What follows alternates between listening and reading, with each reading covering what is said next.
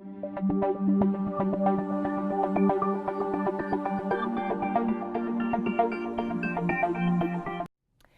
everybody, we are now ready to graph a picture of a quadratic equation. And we're going to start off with the most basic form of the equation, which is y equals ax squared.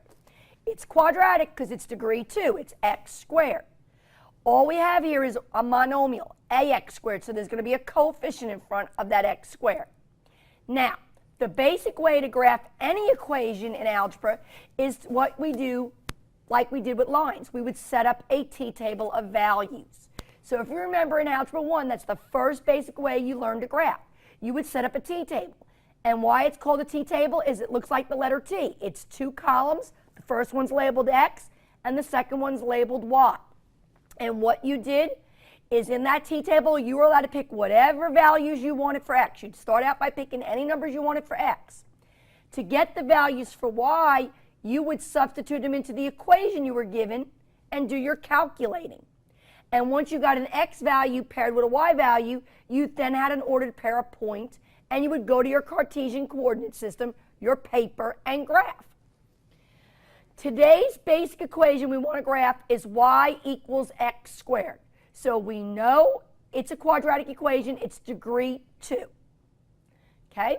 We're going to pick some arbitrary numbers for x. So if you look at the t-table, I picked 3 positive numbers, 3 negative numbers, and 0. And just for a rule of thumb, when you're setting a t-table up from scratch, you should always pick at least 1 positive number, 1 negative number, and 0. So I just picked 3 positives, 3 negatives, and 0. And what I'm going to do is to get the corresponding y value is I'm going to do substitution. My equation is y equals x squared. So I'm going to take my first x value, negative 3. I'm going to write y equals negative 3 squared. So I replaced x with negative 3. Now I'm going to do the calculation. Well, I know negative 3 squared is 9. So now I've made an ordered pair, a point, negative 3, 9, which now I can go to my graph paper and plot. I'll move to the x-axis to the left to negative 3, and the y-axis I'll go up 9, and I'll plot that point. Okay? I'll now substitute in negative 2 into the same equation. So I'll write y equals negative 2 squared, which we know is positive 4. So now I have the ordered pair negative 2, 4. So starting at the origin, I move to the left 2 and up 4. Third value, let's substitute in negative 1. So I have y equals negative 1 squared, which is 1. So now I have all the ordered pair negative 1, 1. So again, I'll move to the left 1 from the origin and up 1. So now I have 3 points plotted. If I substitute in 0, 0 squared spits out 0. So now I'm going to plot the point 0, 0, which is at the origin.